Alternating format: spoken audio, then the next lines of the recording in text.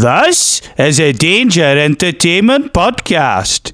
DangerEntertainment.net. Danger Entertainment Network podcast. Tasty. Come down to PFS for the bank holiday sale. We've got cuddly benches for you. If you want a cuddly bench for your home and you want to make yourself comfortable like these two people, then come down and get a cuddly bench. This cuddly bench reclines. This cuddly bench doesn't. But you can get one from PFS. Terms and conditions apply. Cuddly benches may not exist. Cuddly benches may cause bleeding from the eyes, nose and rectum. Yeah, good. Real good. Nice ending. Very good. Previously on the Danger Club podcast. I want a new life. I don't want to be stuck here, be a pathetic man like my dad. You can't frighten me, Pathfinders. Noala will never defeat us. Right, who's Noala? Clemg, son of Flemg, is dead. Have you tried this wine? Is there any Pathfinder lodges in town? There used to be a lodge in Tamran. Over at Folton, he's been to a lot, but he needs to be watched. You're a good student, Folton Battlestone. Don't worry, it'll all come good in the end. The adventure continues now.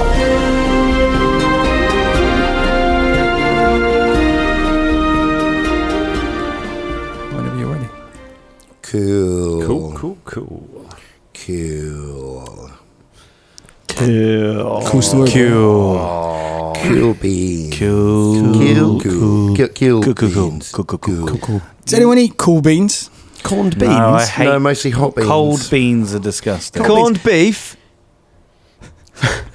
I thought we were doing a Chinese whispers thing. I mean... Dan was going to say cold cuts, and then, we're going to be like, just call the whole thing Then off. we're going to get crafty cuts, and then... Let's call the whole thing off. Yeah. I've eaten cold beans when I was a kid. My mum left me with my grandma and said, don't cause any hassle. So my grandma was like, "What do you want for lunch?" I said beans on toast, but don't heat the beans up.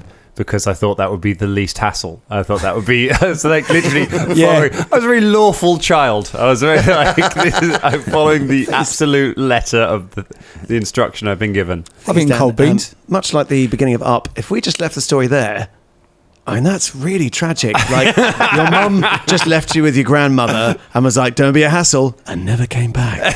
And then it was just cold beans. That's what I was talking with the story. I was like, because the way you phrased it was just like, she just left me with her grandma and said, "Don't be a hassle."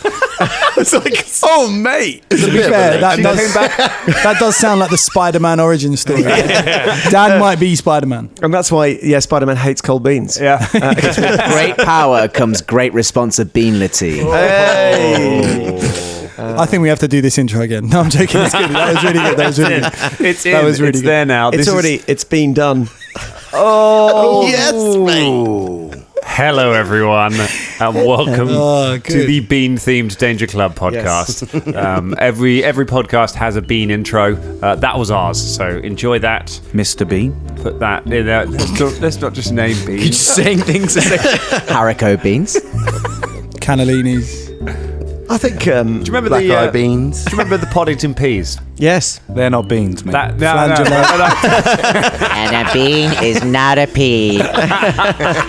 Flangellates. I do remember the Poddington peas, yes. Great. I think that was in Sweet that. pea. That was in that category of show where you watch it just for the opening credits. And I met down at the woman. bottom of the garden, amongst the birds and the bees. Birds and the bees, they're like a lot of little people.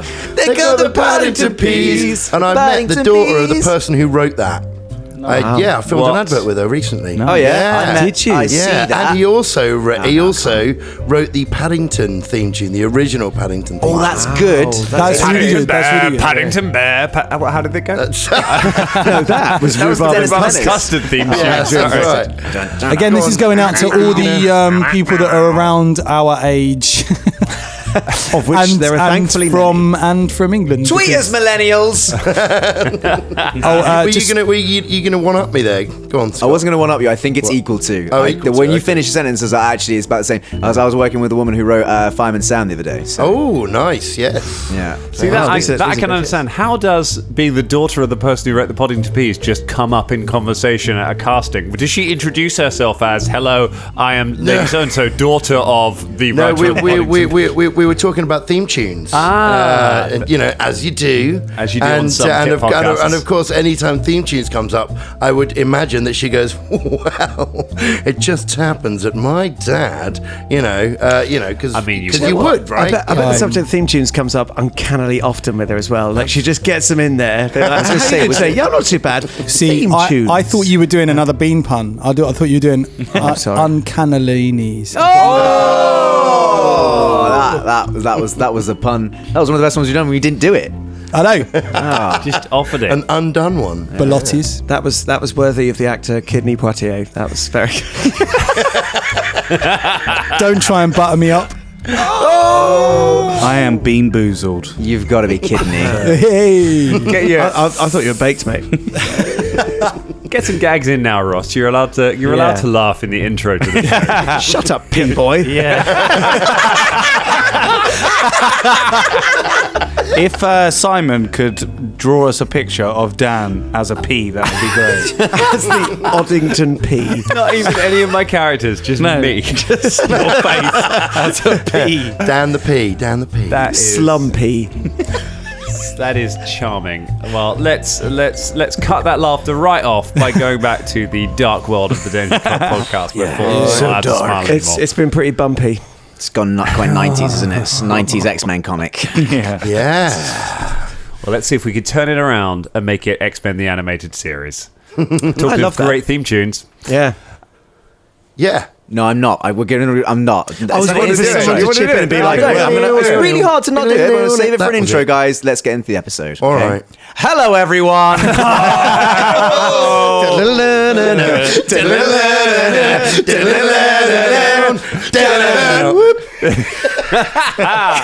Yeah, mate, We did it. We did it, guys. We actually went there. We did it. That's it. End of The the Rusty episode. Bottom, the barge of Captain Gumbo, the captain of two hats, and Captain Folton. Folton is now captain as well. They are captain. And it is making its way along the river. It is you left Skelt. Went to Skelt. You went to the big city on a bluff. You picked up some supplies. You changed some currency. You asked around, asked a few questions about the church, about faith barges and the masked individuals known as the Church of the Living God.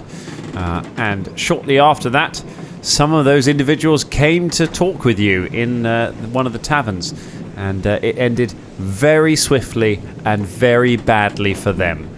One of them survived, was dragged outside, was interrogated very briefly, and then Folton decided the conversation had gone on long enough and ended that quite permanently.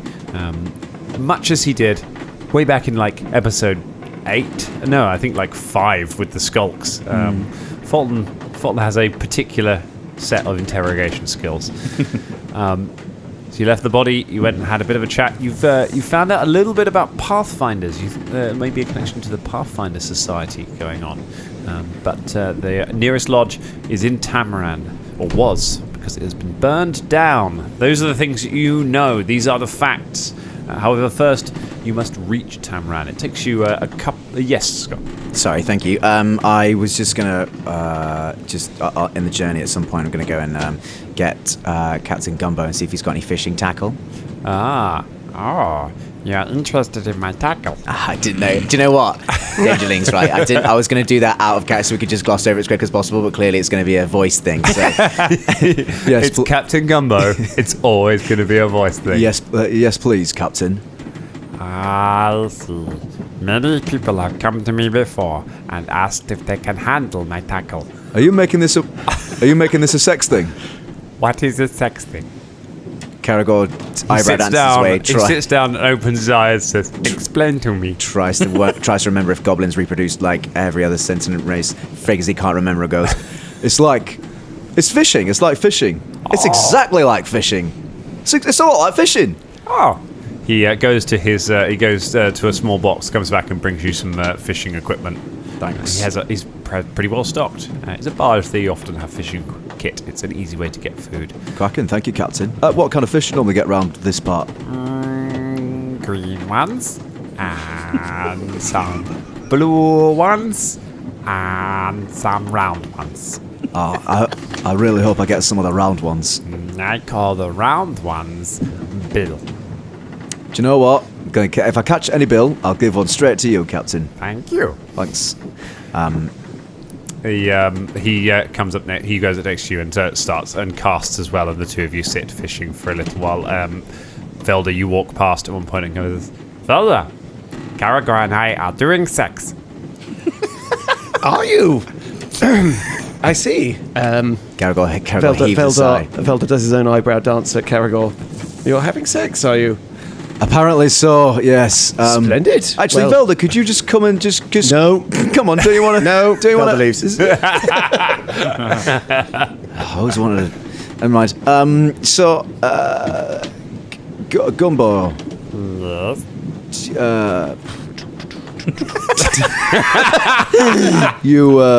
If you're here, who's steering the boat? Right, great. As Gumbo leaves, Caragor catches his fishing rod out of the air and goes, Fulton! Hey? Oh, gee, everyone's so. How big is this boat? "It's not very big."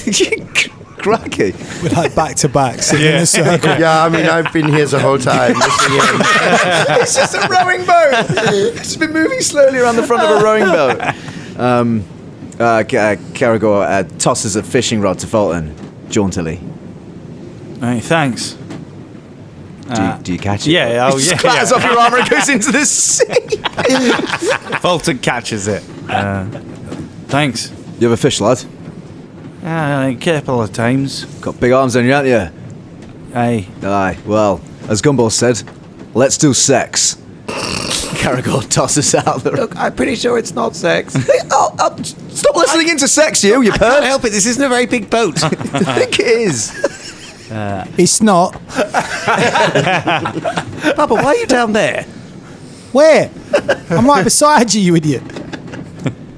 Well, who's that? Oh no! It's a bird trapped in the hole. Not a bird. You know, so you know what they say when about fish. No. Well, you catch one, and then that's great, and then you catch another, kraken, and then you catch another one, kraken. Yeah. That's funny. Yeah, well, I mean, it's sort of like grimly funny. It was a thing that the Earwigs did. We had a little river trip. We caught a land shark, and I think they're all dead now. And but the thing, it's a sort of a metaphor into it, and Caragor's sort of casting out. And I don't know, am I catching any fish at this time? I use my hunt prey on bills. Go ahead and make a survival check to try and successfully fish. Fulton, you can make one as well. You are also fishing. 26. 19. Fulton, you get a bite. It's a big one, whatever it is. It starts struggling against the line. Got something. I use my strength. Yeah, use your to- strength to try and reel it in. Not great. 13? A 13, whatever it is, starts to pull against the... Caragor lends his strength to the pulling. Go ahead, make a strength check as well. Come on, lad, we'll do this. Oh no! I got 22. In 22 on your next roll. Okay, you start to reel the creature in. It starts to get a little closer, but it's going to try and pull again. You reckon a little bit more and you might get it back. It's sort of back to where it was originally. Is this just a deliberate attempt to make this as homoerotic as possible? After Gumbo has established that this is in fact sex. Yeah, like, are you behind him? Yeah, I am. Sort of, yeah, and do arms you know around. what? We're And it's covered in going- spray. It's very slippy, you know. And he's getting pulled in. Yeah, and then then pulled back. arms are And then- bulging. yeah. It's all very Captain America with a helicopter, all right? Yeah. I'm just trying to make a good old-fashioned fishing simulator, which I know is what people want from Actual Play Podcasts. I remember So this on Microsoft Fishing Simulator, actually. This is a key feature. This is... spent ages doing this in Red Dead. All right, what do you get? 15. 15. Do you assist Caragor? Aye. All right. Go ahead, give us a strength check. 11. An 11, that is enough for an assist. The water churns and you both heave the rod backwards and an enormous fish is launched out of the water and lands on the deck. It has a pointed dorsal fin and starts thrashing around. You can see it has sharp teeth, but you can see easily out of its reach as it thrashes around on it. It's about 5 feet long and grey-skinned. Gorham's toenails. Caragor's God, genuinely that's huge. surprised. What do we do? What is it? Don't touch it. Do we want to eat it? Well, not now. Just wait until it's dead. Well, don't suffocate. I can put it out of its misery, Velda. Oh, look, all right. Caragor, just as he's looking at Velda, just goes over and plugs an arrow into the fish's eye. Blimey, Velda. The fish is giving Velda a look of, seriously, guy? I mean, I was going to magic missile it. Caragor puts an arrow in it and it falls still. If you want to make a knowledge nature check, you may be able to make a knowledge identify nature check it. to see if I can work out. Just a nature check. It's not called knowledge anymore. I've got no idea. It's a fish. I think that's a round one. I think it might be a pointy one. Pretty sure that's a bill. It's not very round. What do we roll? It's nature, if you would like to identify what the fish is. I can do it if I don't have any ranks. in it. It's definitely a round one. Yeah, definitely a round one. Shania pops along. Oh, look, you have there a 23. It's called a 23, apparently. 23. How very mathematical. Shania consults her Chinese menu.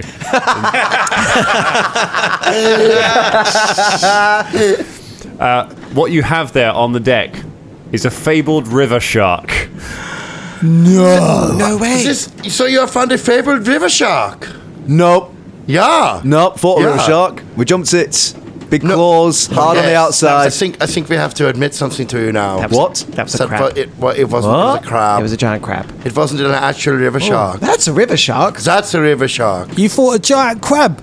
Caragor takes Well, a moment. We jumped over it. But we all said, let's jump a shark, and then we did. And Yeah, well, there weren't any there, so we just thought. it's been months of me thinking that was a shark. But you enjoyed it so much. We did not want to change the, know. But look, Caragor. And Velda just sort of hops over the shark and hops back.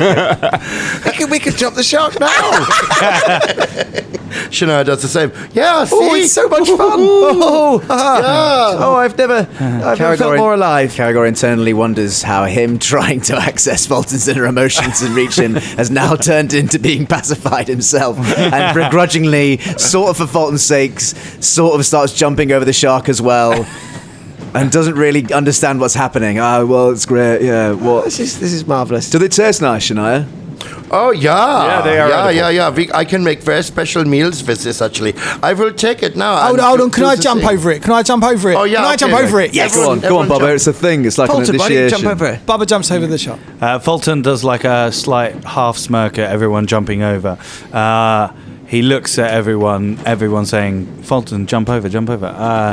And then he does. Yay! Oh, well done, mate. Wondered where you were going with that. And then he buries his axe inside Shania, Caragor, Velda, the shark, the boat, Gumbo himself, but he leaves Bubba. I think right. before you take off the shark, Yeah? we should have the head stuffed and give it to you, Folton, because you caught this. Aye. This This is your a good land idea. shark. Yeah. land Don't shark. usually eat the face bit anyway. Yes, you can nail it up on your. I don't know. I've heard something about shark face soup. Shark face soup? Shark face Is it soup. Yeah, I think it's a thing. I usually use the fin. Isn't it shark cheek chowder? Chowder? Yes. Shark cheek chowder? It's a wizard delicacy. That Chowder. sounds lovely. Yes, it is. My speciality is the shark tail soup. None of the callbacks tonight. Again, if you're our age and DuckTales. Everyone yeah, knows oh yeah, knows I guess so. I DuckTales. guess so. It's coming back, isn't it? DuckTales. If you want to understand the Netflix musical or references in this show, you need to be over 30. And if you want to understand the in-game references in this show, you need to listen to episode 10 of the Danger Club podcast. So Yeah. get back on those back episodes. Tweet us, new listeners. Actually do, that'd be really I nice. thought you were going to say tweet us back episodes. God, that They was so can weird. twist it. I realised last episode I shouted tweet us millennials, but those are the demographic that are most likely to tweet us. So please do that. That wasn't a challenge. Yeah. In fact, just tweet us. Anyone, just tweet us. Anyone. We like it. Getting desperate now, guys. We're getting clingy. Please tweet us. Please. It's just a whole episode. If you can tweet us, that'd be great. Although the Royal Society for the Protection of River Sharks, you can just leave off. Yes, You don't yeah, tweet us. yeah. We don't care. I'm going to let's so we chop the head off. Yeah. Because you can do a thing where you like save the jaws, you know, and you put it in some photo and they like freeze, and you can go like, oh, put your face on, and you go like, ha ha ha, Yeah. and put my head so but I caught it, so it can't get Garagor me. joins in. He goes, yeah, and starts moving the mandible as Shania's wearing it, and then turns the face towards Folton and goes, "Are you okay, mate?" With the shark's face, Therapy. and then takes the shark head off Shania and goes, How really, good are eh?" you on a scale of 1 to 10? Don't you make a joke? You told me to do what you. The sharks have scales. No, they don't. Good. The ranger inside Caragor goes, yeah, nice one, nice knowledge there. True. Fulton. Seriously, how you doing, mate? You're right, Folton. Not great. Felder goes and hugs Folton. Just sort of hugs him. Whoa. Thanks, This is Felder. big news, It's all right. isn't it? It's all right. I'm sorry about what I did to It's all right. that guy. It's okay. It's a lot to process, you know. I just don't really know how to feel or how I should feel. Or I just think back to the last time I spoke to my brother, and we argued. I said I hated him, and I wish I could go back and tell him that it was all a lie. I loved him. He's my brother, and Well, I tell you what, he'd have been damn proud of the man you've become. thanks, Velda. Thanks. I don't mean to lower the mood or anything, and I don't like making you guys feel sad or anything. So you don't have to feel sad for me. I'll deal with this the way I can. I'll try not to. I'll try not to be aggressive like I was yesterday. Look, Fulton, do not be so hard on yourself, okay? You know, I mean, this is how you have you've always been taught, to deal out violence, okay? And now that you have emotions that you are finding hard to contain, of course, they are bound to come out in this way, okay? But the fact that you recognize that this violence that came out yesterday upon the child, this is good, okay? I mean, as long as you realize this, then we can move on from this, and you can hopefully get better. And I would like to remind you that you must not feel bad at any time for having emotions and feeling down. Okay, this is nothing for apologies. Okay. We all have these feelings, okay? It's important to feel them, okay? If you don't feel them, then they will come out in darker ways like yesterday, okay? So feel them, okay? And we will be here for you. This is not a problem, okay? You understand? Hearing that, Folton looks at his hand, looks at his axe, sort of holds it in one hand, drops it to the floor, drops to his knees, and for the first time in a long while starts bawling and crying outwardly. Felder just sort of keeps hugging him. Caragor goes and sits down on the deck with him, puts his hand on his shoulders. Yeah, and Shania is also comforting in a comforting vein wherever there's a space for the comfort. It's all right. So you comfort Fulton. Bubba he's standing at the side there, and he just goes, "This is awesome. Look, you lot are obviously close, innit? This is so awesome. I mean, Bubba, yeah. shut up and come and put a friendly claw on Fulton. Sorry, I just wanted to, yeah. Come on, mate. All right, Come on. I put my friendly claws on Fulton's head. Doesn't sound. I just kind of, and just kind of massage his head because Bubba doesn't really know what else to do. Your group hug Fulton. Captain Gumbo comes over and hugs Fulton as well. You feel the boat beneath you start to veer off course. Gumbo, stay the boat. He runs back to the helm, and you carry on your way. So you travel for another couple of days. That's lovely, by the way. It's a nice moment. Yeah. You travel on for a couple more days along the river, leaving this mountainous terrain behind a little bit. One thing you notice as you start going along, you see there's the forest on either side. Captain Gumbo is happy to inform you are travelling through the Fangwood Forest, which is split by this river that you're travelling along. One thing that you do notice as you pass through are several bridges along the way that have been demolished. So the bridges that would have crossed the river that you are travelling along have all been, and it looks like deliberately, they've been deliberately torn down. So there are no obvious crossings between either side of the river. Are there any obvious differences from one bank to the other? Not that you can see. Okay. Based on our previous conversations and geographically, Campbell work out that this would be because of the undead. You would imagine that the northern bank leads to what was the nation of Last Wall. Could I make a roll? Can I make a roll on if I've heard of the Fangwood Forest before, obviously before we got on this journey, if I've heard about it and the denizens therein, or a nature check to see what we're likely going to be encountering on the banks of this river as we go for something called the Fangwood Forest? Okay, nature check would do it. Okay, fine. Go ahead and give us that. 16. A 16. You know that the Fangwood is home to a lot of things. It's known as being home to goblins. It's known as being home to Fae. That's more the southern Fangwood. It's not so much this far north. And then various beasts as well, although exactly how that has changed in recent times, it's hard to say exactly. Okay, Caragor sort of hints that to the rest of the group and just keeps an eye out every now and then as we go through on the other side of the banks. So on the Gumbo makes a point of always mooring on the southern bank at night when you rest. Never moors on the northern bank, and only moors at places where the river is wide, where there is significant distance between where you're moored up and the northern bank. He seems genuinely uneasy about it.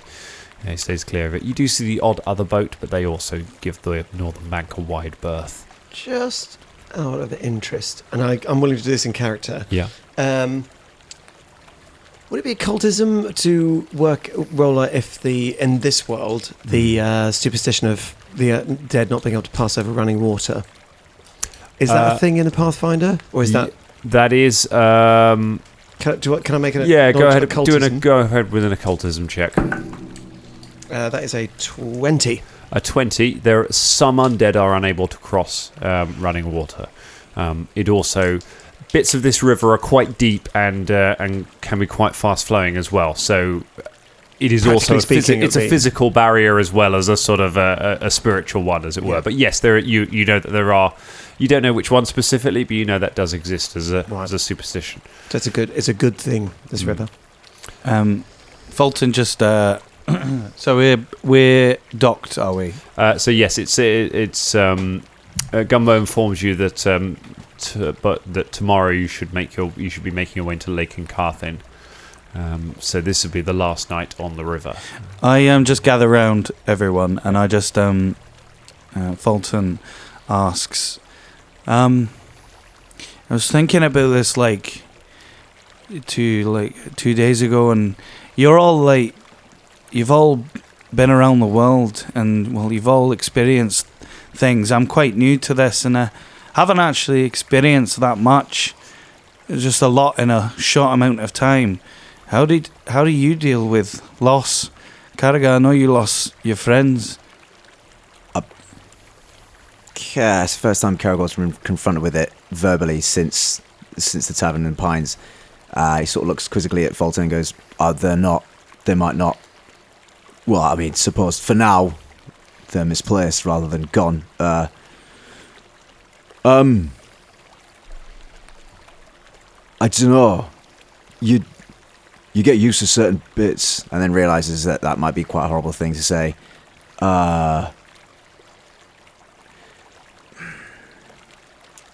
Anger can be a gift when directed in the right way. I don't really process much else. In fact, talking to you lot's the first time I've any processed or done any processing of things out loud and whatever. I hate things, but the right things. And to do that, you gotta talk to people. I think. Sometimes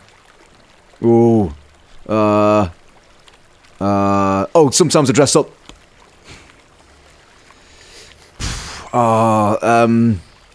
Yeah, talking, I think, is good.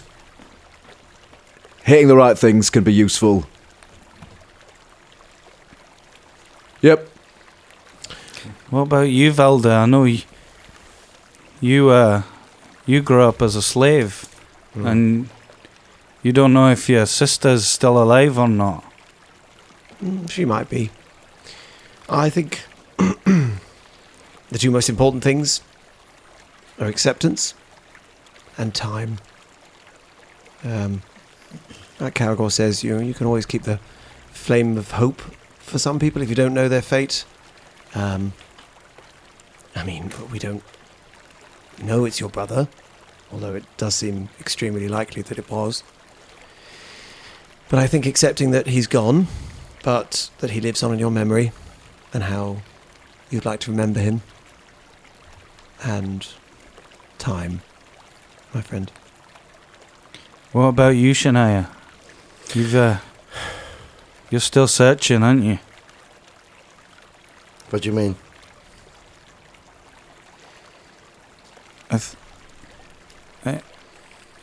I don't know. I thought you had lost somebody as well. Yeah. There are many things that I don't have. Many of them I don't think about anymore. A lot of this, some things that I do still think about. I'm not sure if dealing with it is really the correct way of saying. It's quite possible it's not been, you know. So anyway, I think perhaps that moving on together. Let's. I don't wish to discuss this any further. Okay, and I know we've only just met, Baba, but just wondered what you think. What you think about like dealing with stuff and what your opinion is. I tell you what, mate. I'm just a young bird, right? Well, not a bird. Sorry, I fucked that up. I tell you what, mate. I'm just a young bard, right? Who's not a bird, and all I know is your past doesn't equal your future. Do you not understand that? Right? So whatever's gone on in your past doesn't matter because it doesn't equal your future. Just because something happened, it doesn't mean you have to do that again. It doesn't mean you have to repeat the same mistakes. It doesn't mean that you have to have the same feelings, yeah? You can be whatever you want to be. You've just got to visualize it. 6 months' time, you can be better physically, mentally. You've just got to see that. And I know it's hard, but like positivity is a key, yeah? And communication, that's the other key. They're the two keys. If you know about the key system, they're the keys you need to know about, all right? Communication, positivity. That's what I think about it. Peace. Yeah, it's an orator, yeah? Yes. It's a fucking badass bard. Do you know what? I sometimes do poetry. I'll do some later. Like. So it seems like there's a lot of experiences around this party. But one thing I've always found to be useful is to raise a glass to those who are lost, who might be lost forever, or who might be, still to be found. So to whoever it is, while I raise a glass. Should I go and get Gumbo's cheap shit wine? Yeah, why not? It's a good idea. Gumbo, Yes? we have some of your cheap shit wine. I'll bring it right over. No, so I'll get it. You stay steering the want to boat. include me in the scene? I think you do like you're doing. I'll tell you what, it's quite a straight. Is it quite a straight river for a while? But no, not that you've moored up. We've moored up. Oh yeah, of course. It's fine coming in. It's just, okay. This is the bridge where my people crossed over. The demolished one. That is where we crossed out of the Fernwood. And I went back to Skeld and to become a merchant, and they headed to Absalom. That's where the heroes led us across. We call it Mitzi's Last Stand. There was a dog called Mitzi, who some people think was a wolf, and she did her last stand at that bridge. And after that, she only walked on 4 legs. She just stand up just at one time. It was really good, but then she not do it anymore. So we call it Mitzi's Last Stand. She might have done it since I'd not seen her in a long time, but we I thought you meant that she was dead. Right. Well, do you know what? This got dark. You've got just as much reason to have a drink as everyone else. So why don't we get that wine? And Velda gets the wine and pours everyone a glass and raises it and says, "To those who are lost." You're the lost. To those that are lost. To the lost. To the lost and to the future.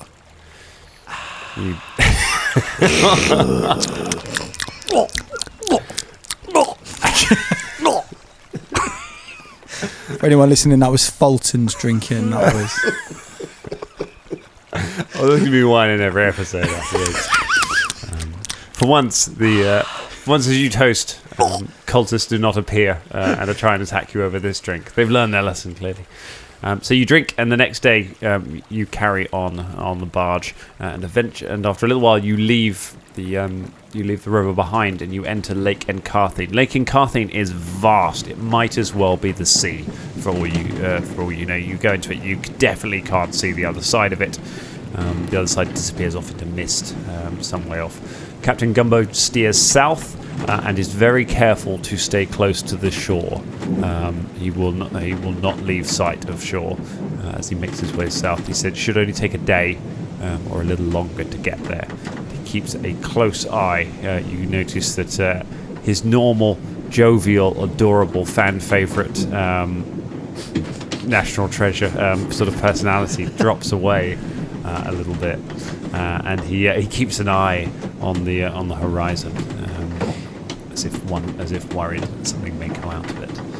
What's your what's eating you, Captain Gumbo? Oh wait, is a manner of speaking. Oh yeah, sorry. Like Encarthine is dangerous. It's always been dangerous. Used to be privateers from Multhun. They would come and fight ships go to Nimitas, but now, since return of the Whispering Tyrant, is other things on the water. Out there in the mist is Isle of Dread. They say is where the tyrant lives. Aye. Does the tyrant have many sea-going tendrils? Like Caragor's mind fills with the idea of bloated corpses taken to the sea and stuff like that. Is there anything like that known? These I've never seen one, but sometimes boats out here they just go missing. You know, they sail out and never come back. Yours won't, mate. We'll Not keep with it. us. Whoa, bloody hell. Not with us on it. This is small boat. Yeah, because it can't get lost, can it? Because if we're on it and it gets lost, we'll know where it is, because we're right here. We're on it, aren't we? Why didn't nobody else think of that? Aye, that's why you hired us as guards, mate. That's why you hired us as guards. Pretty good. So the day passes. Let's get perception checks from everyone. As you keep your eyes on the outside. James's bold style has knocked my D10 out. I did. It was a good roll as well. I was like, poof. Gone. That counts. So Shania? 22. 22. Very nice. 10. 10 for 18. 18. 24. 24 for Velda. 25. 25 for Caragor. We're a pretty nervous bunch. All right. So the day passes quietly enough. Oddly enough, as the sun begins to set, Captain Gumbo does not put in at the shore. But he says, "You're there. Tamran is only about an hour's sail away. I would like to try and get there tonight. I don't like spending time on the lake if we have to. No, that's fine. This place is it's creepy. As you he continues steering the boat. It gets very hard now to see once it gets dark, especially with the mists kind of closing in around. It's hard to see very far away from the boat. Could I?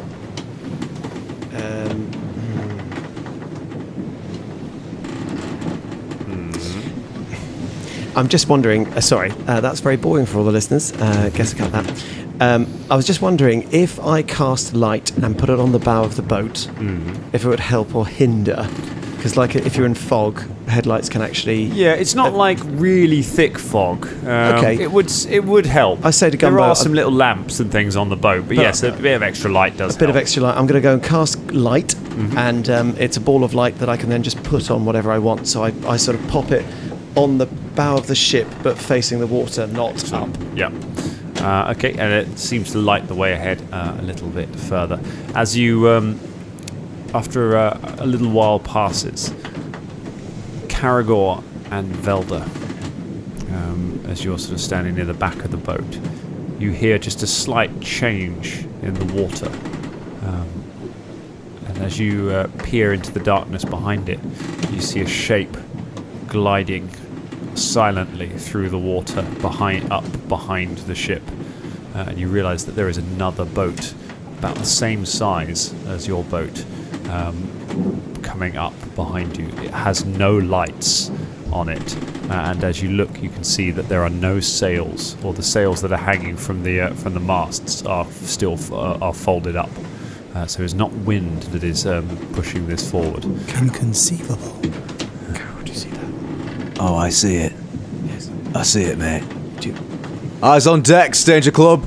I'd like happening? to cast dancing lights and send them over towards the boat so we can see what's going on. Okay, you can do that, and while you do, I would like everybody to roll for initiative. The boat starts making its way up. We're not going immediately. So, we're going to be using perception for this. Thank goodness. What, for our... So perception. So you're rolling it. You're adding your perception. Perception should be near the top of your sheet. Caragor, what do we got? When you say perception, you want me to just take the roll that I had for my perception, right? Which is 25. I do not. That's the 25 you want me to keep for this roll. No, Not that roll is fair, allowing. that That roll is going to allow you to do some stuff before the actual initiative rounds kick in. But in terms of your actual roll for the initiative itself. Okay, good. I'm glad you said that because I got an 11 total with an 11 total. Velda. I got 12. A 12 for Velda. Von Hoops. 22. 22. Very good. Folton. 21. A 21. And Shania. 27. 27. Shania Rain straight in with the big numbers. Louise. Very nice. All right. So, because the two of you have been able to spot this boat quickly, you have just under a minute before it pulls alongside you. So don't go dropping any spells with round thing. We're not going to go into exact rounds yet until it gets within striking distance. If it does anything, I will tell you. At the moment, it is just closing at you, and you have only about a minute. So if you have any preparations you want to make, you have some time to do it, and you have time to rouse everyone and get them ready. Okay, so everyone has their equipment on them, they have their weapons, and they have their armor. Yeah. My dancing lights that I cast as soon as I saw the boat, do they illuminate anything about the boat? So you send the dancing lights floating off there, and you see stood on the deck, you can see 4 figures. They're 5 figures, sorry. 4 of them are dressed in sailors' uniforms. One of them is dressed in sailor's uniform, but has some seems to have some armor over the top of it as well. And as the dancing lights pass over them, you see that their faces are bone. You are dealing with skeletons. Right. With my wild morph, I can turn into an animal, right? Yes, you can. Yeah. Is one of those animals a seagull or some kind of flying bird? Scott the nearest gone off mention. over tips. Scott has just fallen off his chair and now is trying to get back Shit, up. you okay? Like, help him out. All right. All hope is lost. All hope is lost. I wish this was a visual. We filmed that, right? We filmed it.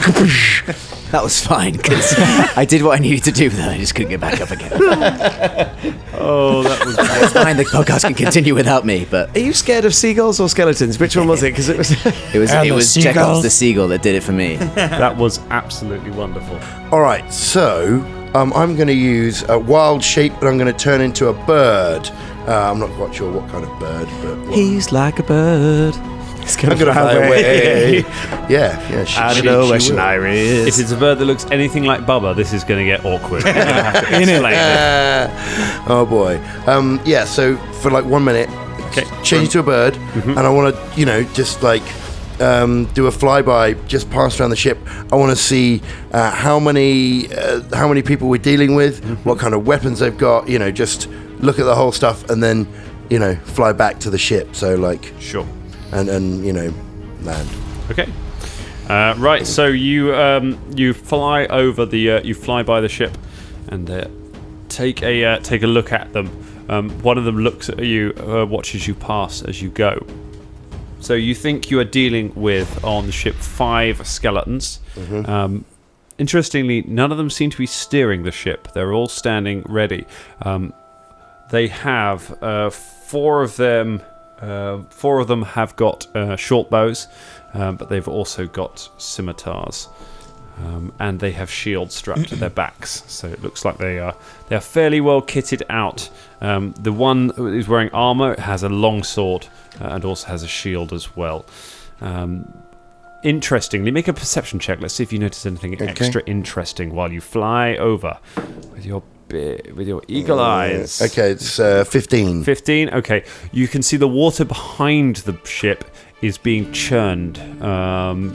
You can't see closely, and as you fly close to it, an arrow from the ship whistles past you, and you are forced to veer away from it and fly back towards it. So I come back to the ship and going back into my. So that uses a focus point. So that's your. I think you probably only have 1 focus point at the moment. That means it's used up. It's your only focus spell. So you get that back by taking 10 minutes to refocus. I've got 2. 2? Okay, there you go. So you've got 1 more left. Okay, that's right. worth remembering. You can get them back pretty easily, but not in the middle of combat. Would anyone else like to do anything to prepare? Or would you like to... What would you like to tell everyone? What? Sorry, what? Sorry, what would you like to relay to the group? Everything that you just said. Okay, cool. What, who we're dealing with, how many, what weapons. I didn't see any other, like, there's not cannons or anything like that. No, there's nothing. No. Is the churning something pushing the boat? Something bad? It seems perhaps this way, it seemed to be propelling the boat in some way, but unfortunately, an arrow came for me, so I had to come back quickly. Well, it's quite possible. I mean, you can get undead dragons, so you could have undead fish, whales, sharks like the one we ate, anything like that. Okay, so Velda, I'm going to jump that undead shark. Me too. We'd like to crouch down behind the next, the sort of the side of the ship. Yep. It's like The rail. the Yep. little railing. And can he prepare an action? Mm-hmm. So when the ship gets within 30 feet, I would like to cast a flaming sphere and dump it in the middle of the skeletons. Yes, you can certainly do that. Right. So you go and you wait. You hold fire and wait there. But does anyone else like to? I relay this to the Okay, group. Sure. That's what I'm going to do. Do you think that's a good idea? Aye. Is it quite dark at the moment? Yes. Yes, it is. Yeah, It's all right. night time. I'm going to cast dark vision on myself Okay. just so I can see. Yeah, that's good. That You lasts can for now about you up to can an now hour. see absolutely fine. You have no restrictions on vision, and that, if anything, is slightly more unpleasant for Bubba because that brings that ship into full view now. That it was sort of fairly gloomy and out, and now you've got a full picture of what you're dealing with. So the ship is approaching. Any final things before it closes in range of Velda's action? It's further away than 30 feet, right? It is currently. It's about to. I would like to. I would have done this back when we were out of range, but I think people were talking, so I'm just going to start loosing arrows at it. Okay. I'd like to loose a couple of incendiary arrows so that they hit the deck. You have incendiary I arrows. do, and I've been looking up for the past 10 minutes And- what they mean in Pathfinder 2E. Uh-huh. Okay. And also, I've got a couple of holy arrows that I'd like to use directly on the skeletons when they get within range of the Okay. longbow. And as soon as I got back, I took out my club and I cast Shillelagh on it. How long? What's the duration on? Check the duration on Shillelagh to make sure that you're not casting it too early. But we'll say you've got it for the start of the fight. Yeah, That's fine. Okay. yeah.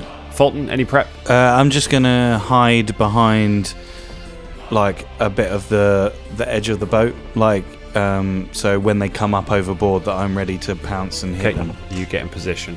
All right then. So, first things first. The first thing that's going to come in range is Caragor with his incendiary arrows. Go ahead and make a couple of shots. Okay.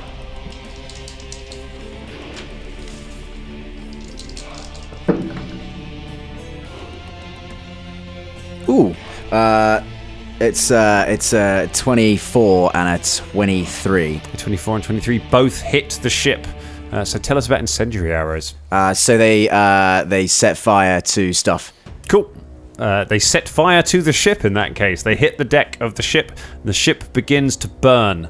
It does not, however, slow its course. It continues going. And as it does, the 4 skeletons come to the side and they start taking shots themselves. So we are now going into full initiative order.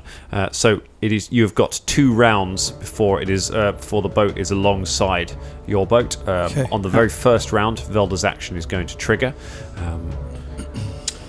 Can I dump it on the captain-looking one? Sure, certainly can. So the first thing that happens is you do that. So you dump the shaming sphere, and he's going to make a reflex save. He does get a reflex save. What's the DC on that? 20, is it your... My spell save DC is 20. 20? He gets a 21. Damn it. So I believe he takes half damage from this. So roll... Take half damage. So... that is 10 points of fire damage. 10 points of fire damage, very nice. And there is now a flaming sphere. I'm presuming it's setting fire to the ship as well. Oh yeah, it is. Yeah. It sets fire to whatever it lands on. So yes, it is starting to set fire to the deck. You can see there are multiple fires springing up all over the deck of that ship now. But it is not slowing down. It is moving. It's continuing to move. Can I shout as well? Yep. A warning. It's really dangerous to have the flaming ship next to ours. We need to get it down. And with that, we go into full initiative rounds. The first person to act is Shania Rain. Well, Shania is going to be just ready at the side of the ship for if they try and board us. All right. And I think, it's the same goes for Philippe. We're just readying ourselves for an attack. So yeah, no problem. You get yourself ready, which means it is the champion's go. The skeleton champion takes a stride action. He moves away from the flaming sphere to the front of the boat. Oh, sorry. One Yes. thing, actually. I'm sorry about that. That's all right. There was something else I needed to do. I'd also like to cast guidance on Caragor for his arrow shot. That last one round, and then he's got a +1 to his first dice roll. Lovely. So he moves away from the sphere. What is the rate? How far can the sphere move in a round, Velda? It can. Not that Apologies. he knows that, but he's going to move his full movement away from it. So you will need to know that next round. I'm going to move him his full movement. We'll see if he gets far enough away from it. So he moves across the ship to the other side of it, and then he ducks right down behind some crates. So you lose sight of him. He is, you know, sort of where he is, but you don't have a line of sight on him. Which means it's Bubba's go. Cool, yeah. Okay. I'm going to... Just remind me, my crossbow, it's a light crossbow. Is it only one action? Is one that right? action to load it. However, because you had this minute of prep, you can have it loaded at the start if you like. All right, cool. I'm just gonna do that. Mm-hmm. Right, and that's one action, I guess. Right, there we go. Yeah, that was a natural 20. So I'm gonna do it on that. That guy's hidden, isn't he? You can't fire at him. You can So I'll fire just- at any of the other 4. The next one along. Yep. Yeah. Okay, natural 20, so that's a hit. So roll your damage and double it. 1d4. That is 4 points of damage. 4 points of damage. Oh, hang on, no, it might be more. Sorry, mate. That's all right. I don't think if it's a crossbow, you don't add a thing to it. That's 1d8. Alrighty. Go ahead and roll a little bit lower. 4 points of damage. 4 points of damage. Yeah, there we All go. right. All right. 4 points of damage, doubled up to 8 points of eight points of damage. But he has some resistance to that. Cool. This is piercing, so that he resists some of that damage. So you hit him with a crossbow bolt. Yeah. You hit one of them with a crossbow bolt, and it staggers backwards, just about reacting to it, and then returns to its post and starts notching its arrow again. You have one action. You have 2 actions left. So I want to go and sort of take cover behind some of the iron ore or crates or whatever. Yep. Is that okay? That's fine. And I want to cast Inspire Courage Nice. in the general direction. You start, I believe that's a bard's voice. I think you start singing or performing, and you encourage everybody. Oh, those bones. I don't care. We're going to throw the bones into the air. Oh, into the air. We'll get the bones and we'll juggle them. We don't know, but we can say fuck them. Oh, these bones. Fuck those bones. Bones. Schmones. There we go. It's a little song that has like a I feel vibe inspired going as a person and a player. That is Like very some much Victorian London. It was a proper like, all together now. It's by the canon, yeah. 1886. Here, let's play them Proper bones. pearly queen, yeah. That's amazing. So am I right in thinking that's a +1 to hit for everyone, or is it? Do they Yeah, get that is a +1 to hit for everyone. Oh, nice. And, I Very believe we good. take. Hold on a second. Let me just. I'll look it up and I'll let you know in a second. Have a little look there. Fulton, it's your go. Do you want to do anything? If you've got a ranged weapon, you can How engage them. far away they? So the boat is closing rapidly. It will be alongside. It'll be alongside at the end of next round. So you've got all of this round, all of next round, and then it's going to be on. I'm going to switch out my axe and get out my warhammer. Okay, very good. And then, I guess, can I ready an action? You can ready an action if you like. What section would you like to ready? How far down is the lot of sea level? Is it like quite a drop to sea level if you jump off the boat?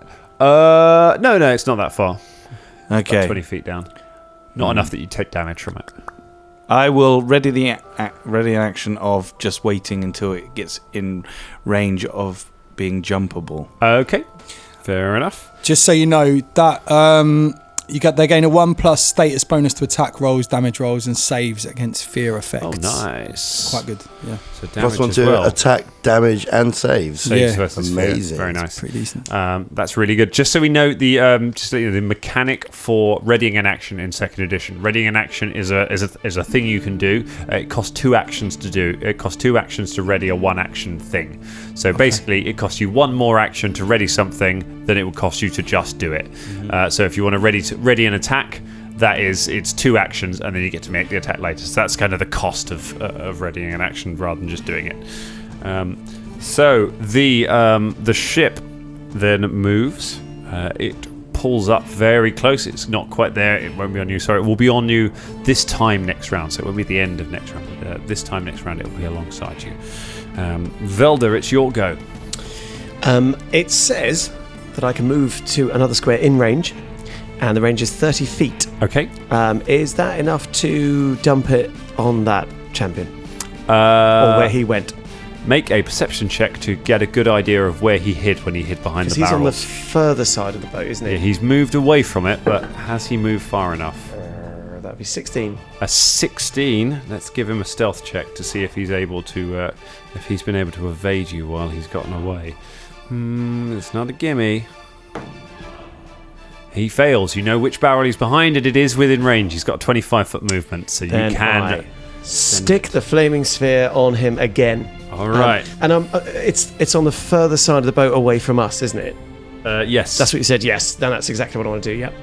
All right. So you throw the sphere at him. He fails. What's the DC? The DC's 20. Isn't it? 20. Yeah. He doesn't crit fail, but he fails. This is going to be some good damage. That's 9. 9 points of damage. Okay. So you you whip your hand you sort of see him run across, duck behind a barrel, and then you just spin the thing after him. And you see him pop back up with some fire on. That is one action, I believe, to redirect that. So you have 2 actions left. Okay. I thought that was 2 because you have is it? You have to concentrate to keep the spell going. Oh, okay. So is it, and then directing it as another action? Is it? I don't believe so because it's as if you cast the spell again. I think is that way. Normally to keep the spell going, that's one action that lets you do a thing with it. So it should just be one action. Right. So it's just one action. We'll double check it, but I think that's right. Should say there, I think. Yeah, like the way I was using it was like. Each round, so long as you focus on it. If you don't do the concentrate, to keep it going, If you don't do the concentrate, it winks out of existence. Exactly, And I believe, it's just that one action to do it all. Okay, I can't cast another spell, can I? Because I've got one going. No, you can cast another spell while concentrating on, while maintaining one that is in the field. I would like to. First edition. Yeah. Oh, splendid.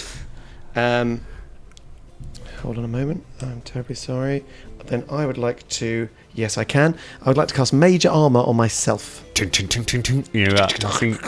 Magical plates of energy form around you. Yes. A protective shell. Very good. Caragor, it's now your go. I'd like to, even though Velda's flame sphered that guy, I still can't see him, right? That guy, no, he's still out of sight. So okay. I'm just going to designate one of the skeletons I can see and designate that as my prey that I'm hunting. So the options are, you've got 4 of them. One of them has already been shot once by Bubba, but the others have not. So that's the only distinction between them. Then that one. Go for that one. Okay. And I'd like to shoot a holy arrow at him, please. Okay. He is your prey. You take the shot. Remember, you've got a +2 to this. 1 for your guidance and 1 for your inspire. Okie dokie. On top of all your other bonuses. It's a 25 to hit, and Caragor does it. He shoots, and he just goes do do do do do do do do do do do do. Just mimicking Bob's song. It's quite catchy. 25. A 25. That's a hit. Go ahead and roll your damage. I will. It's you got your holy damage as well. Yep. Do you know what that is? Because the rules for that haven't been released in Pathfinder 2 yet. Have they not? No, that I can tell you. I can tell you that it will be bypassing any of his damage resistance. Okay. So you can go ahead and roll your regular damage, but he gets no DR against it. Okay. And you get your bonus for that as well. So no bonus damage, no like radiant damage or anything like that. No. No, it never did radiant damage. It would have done a bit of extra. Go on, stick another D6 on there, and we'll give him his DR. And if you know what the damage is from a holy arrow, Dangerlings, tweet us. Tweet us anyway. Oh, it came out the thing. 4. 4 points of damage. Twang splash. And we gave him his DR back in return for that, for getting the extra D6 of damage there. So that was a good gamble. It hits him. He staggers backwards, but he does not go down. So he's still up. You have 2 actions left. I'm going to shoot one again. Okay. Now I don't get the +2 to. I get +1. You get the +1, but you don't get the another. You don't get +2. And +1, but I'm -5. Yep. But I'm +8. So.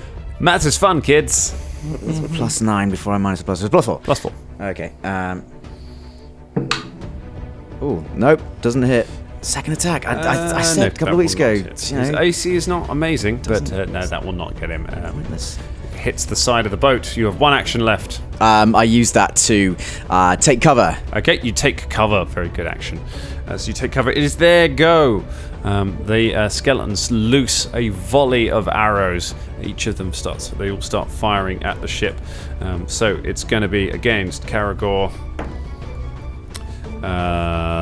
You have a +2 to your AC at the moment because you are in cover. Yay. So feel happy about that. That is not going to hit you. So you're 13.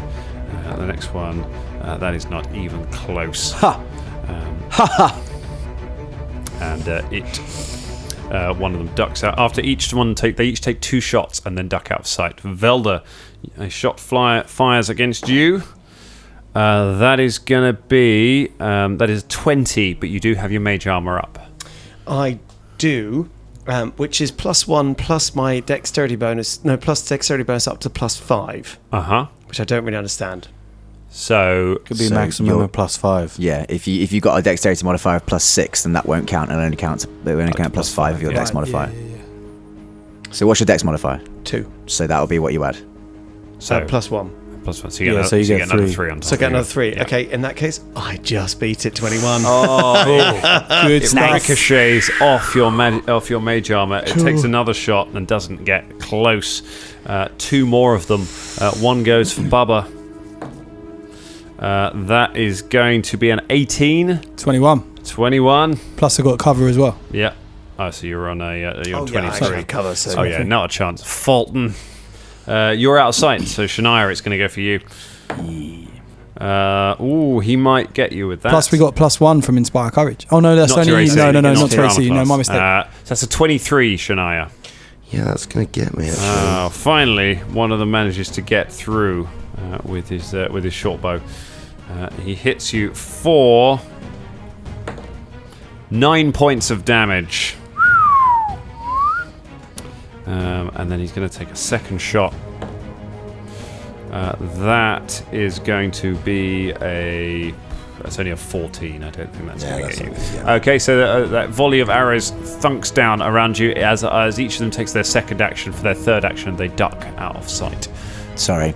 Yes. The skeleton that took 4 points of damage from me actually took 6. I forgot to add propulsion, which is a new thing for Pathfinder 2. Mm-hmm. Okay, so he gets another 2 points of damage. Another 2 points of damage, giving him 6 points of damage, which does kill him. Oh, really? Hey. Yes, so one of them is down. Caragor looks at the skeleton, squints at it, And it collapses. and then cancels. I bloody thought so. You better bloody fall down. Okay, the boat is getting very close to you now. Shania, what would you like to do? How close is close? Oh, closer than close. Closer than you ever can Then imagine. close. Back to UK Garage. So it is about it's about I can tell you exactly. Hang on. Glen I have close. It's video. It's 30 feet away. Okay, I mean, I'm not going to hit any of them with my club from there. No. So what I will do is cast Magic Fang Okay. on Philippe. Philippe's claws and teeth grow and start glowing. And I guess for the moment, can I like take cover, but like at the side of the ship, just duck down? Yep, that's fine. You take so some that I cover. can just pop up and to attack them, but I'll take cover for the moment. So Ready for when they do. The fires continue to spread on the boat. The champion moves to a different hiding place and attempts another stealth check to try and stay away from Velda's terrifying flaming sphere that he has no ranged weapons to reply with. Oh, poor guy. That's all he's going to do with his go. Did I see where he went? You can make a perception check in your go to try. Basically, he's used 2 actions to move, so you can see he's moved quite a bit around the ship, and then if he's used his last action after he's gone into cover to try and hide, which is interesting. It seems he's thinking tactically. The others are just standing and firing. Bubba, got anything you want to do before it gets close? Okay.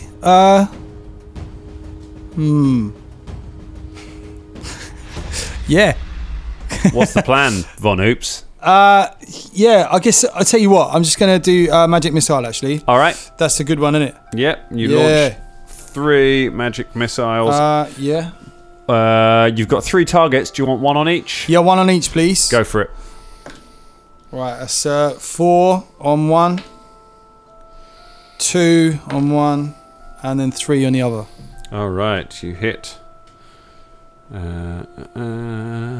All right, you hit the skeletons as they're ducking down, and you can see that they're drawing scimitars and shields in preparation for it. One of them you hit, and it takes the skull straight off its shoulders, and it goes down. The other 2 take hits and stagger, but keep standing. So you're down to 2 skeletons left. Nice. Fulton, 30 feet away. Anything you want to do, or you could ready an action if you want. I'll ready an action and wait for the boat to come near. Okay. What's your action? Ready action. I'm probably not going to jump on it because it's on fire, and so I'll wait until they board us, and then I'll attack them. Yeah, attack them if there they as well. are. Okay. Very good. Which means the flaming boat, as the fire is starting to take hold on the deck, moves up. And starts to pull alongside the rusty bottom. You see the glow of the flames illuminating the skeletons as they stand ready to try and climb across. But the way it moves, it seems to shift slightly and you see the churning water behind it move. And suddenly the boat shakes violently that you're standing on. And looking over towards the stern, you see an enormous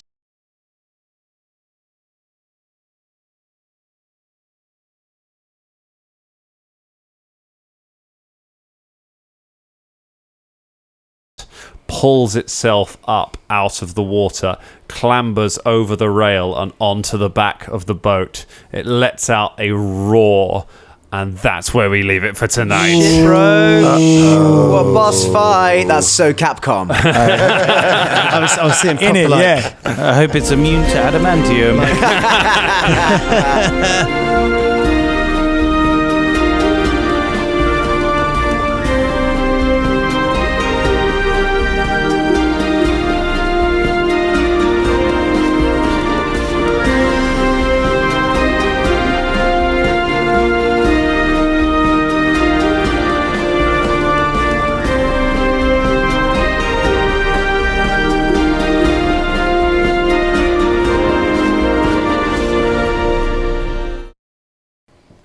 It's the bank holiday sale at PFS. Come down and get your cuddly sofas. There's cuddly sofas. We've got them in green. We've got them in blue. We've got so many cuddly sofas. You'll be comfortable. And look at these two people sitting on a cuddly sofa. Damn, on a cuddly bench. That's what it is. Fuck, I fucked all this whole thing up by saying cuddly sofa. That's an outtake for you. Try again. All right.